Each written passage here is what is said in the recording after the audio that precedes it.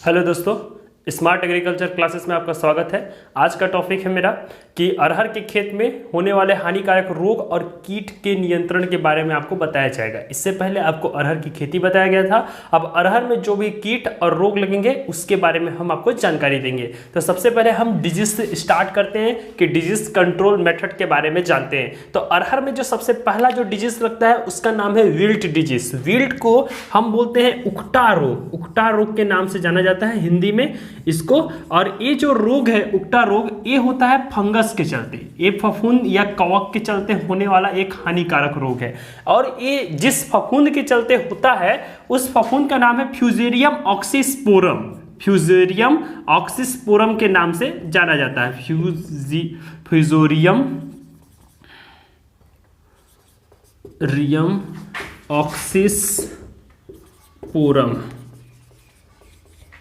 इसका एक causal agent है, इसके चलते ही ये विल्ट डिजीज होता है। अब विल्ट डिजीज का सिम्टम क्या होता है वो आपको बताया जाएगा। सबसे पहले जो अरहर का प्लांट होता है, अरहर का जो पौधा होता है, इसमें खाद्य संचार रुक जाता है। यानी विल्ट डिजीज का जो संबंध है वो मुख्य रूप से होता है रूट से। ये रूट्स में सबसे ज्यादा नुकसान पहुंचाने वाला रोग है। अब ये क्या करता है कि इसमें खाद्य संचार को रोक देता है और जिससे क्या होता है कि इसकी जो लीफ होती है, जो पत्तियां रहती है, जो ब्रांचेस रहते हैं, वो सब क्या पड़ जाते हैं, पीले पड़ जाते हैं। अगर आप इसके तने को काट करके चीरा लगा करके देखिएगा तो एक क्या हो जाएगा, एकदम काले काले रंग में दिखाई देना प्रारंभ हो जाएगा। तो यही सिम्टम है आपका विल्ट डिजीज का। मुख्य रूप से फोकस कहां पर होता है, सिम्टम नुकसान कहां पहुंच जाता है, रूट्स पर, लेकिन प्रभाव पूरा बॉडी पर पड़ता है। अगर आप इससे फसल को बचाना चाहते हैं तो कैप्टॉन या बावास्टिन का खेत में भुरकाव करना है। बावास्टिन नामक दवा आता है, इसका आपको खेत में भुरकाव करना है।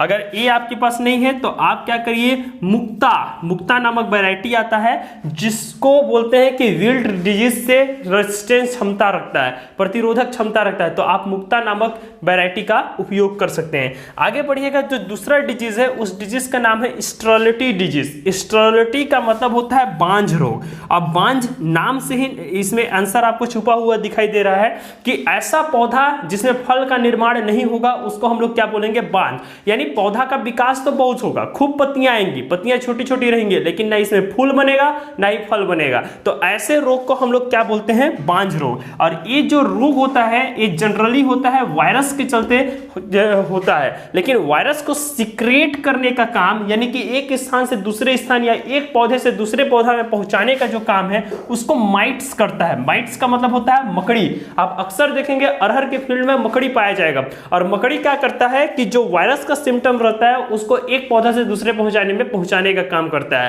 तो ये माइट्स इसको क्या करता है, फैलाता है। इससे अगर आपको बचाना है आपके अरहर के पौधे को तो आपको मोनोक्रोटोफास नामक दवा का स्प्रे करना है। मोनोक्रोटोफास नामक दवा का स्प्रे करना है, जो 750 ml मात्रा रहता है, जिसको आप 1 हेक्टेयर जमीन पे स्प्रे कर सकते हैं। आगे बढ़िएगा, तीसरा जो डिजीज है अपना उसको बोलेंगे स्टेम रॉट। स्टेम का मतलब होता है तना और रॉट का मतलब होता है सड़न, तना सड़न बीमारी। तो तना सड़न जो बीमारी होता है वो जनरली होता है फंगस के चलते होने वाला हानिकारक बीमारी है। तो इसका जो सिम्टम पड़ता है वो तने में पड़ता है। ये नीचे से अटैक करेगा और तने को सड़ा देगा। अगर तना सड़ जाएगा तो इसमें भी खाद्य पदार्थ का निर्वाह नहीं हो पाएगा, एक स्थान से दूसरे स्थान में खाद्य पदार्थ नहीं पहुंच पाएगा, जाइलम फ्लोएम अपना वर्क नहीं कर पाएंगे, जिससे पौधा क्या हो जाएगा, मुरझा करके मर जाएगा। इससे अगर आपको पौधे को बचाना है तो आप क्या करिए, डाइथेन M45 नामक दवा का खेत में स्प्रे करिए। आगे बढ़ते हैं, इंसेक्ट कंट्रोल मेथड, यानी कि अरहर में कौन कौन से कीट लगते हैं उसके बारे में जानेंगे हम। अरहर में जो सबसे पहला कीट लगता है उसको बोलते हैं पॉड बोरर। पॉड को हिंदी में बोलते हैं फली बेधक कीट।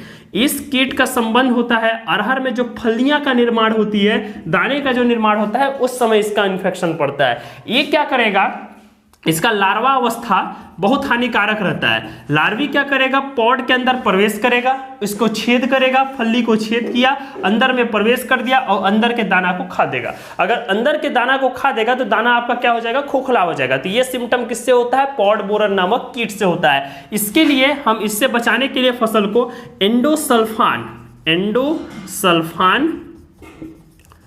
25 इसी दवा का प्रयोग करिए। अगर इस दवा का आप प्रयोग नहीं करना चाहते हैं तो नीम गोल्ड जो बायो प्रोडक्ट आता है उसका आप खेत में स्प्रे कर सकते हैं। आगे बढ़िएगा, लीफ रोलर। लीफ रोलर को हम हिंदी में बोलते हैं पत्ती लपेटक, पत्ती लपेटक नामक कीट। ये क्या करता है, ये जो अरहर की ग्रीन लीव्स जो होती हैं उसको रोल कर देता है, उसको मोड़ देता है, इस टाइप से मोड़ देता है, अंदर में रहेगा और अंदर के ग्रीन भाग को फीड कर देगा, जिससे पत्ती के लपेटने से इसे पुष्पक्रम का निर्माण नहीं हो पाता है, इन्फ्लोरेसेंस का निर्माण नहीं हो पाता है, जिसके चलते इसमें दाना का निर्माण रुक जाता है। इससे बचाने के लिए आप BHC बेंजीन हेक्साक्लोराइड जो डस्ट फॉर्म में आता है इसको खेत में भुरकाव करिए। आगे बढ़ते हैं, अगला जो कीट है उसको बोलते हैं एफिड। एफिड को हम हिंदी में बोलते हैं माहो। माहो एक छोटी छोटी कीट होती है जिसकी शिशु अवस्था, निम्फ अवस्था बहुत ज्यादा हानिकारक हो जाती है। ये क्या करता है, पत्तियों में और जो इसका इन्फ्लोरेसेंस निकलेगा, पुष्पक्रम निकलेगा, फूल जो निकलेगा उसके ऊपर अटैक करता है,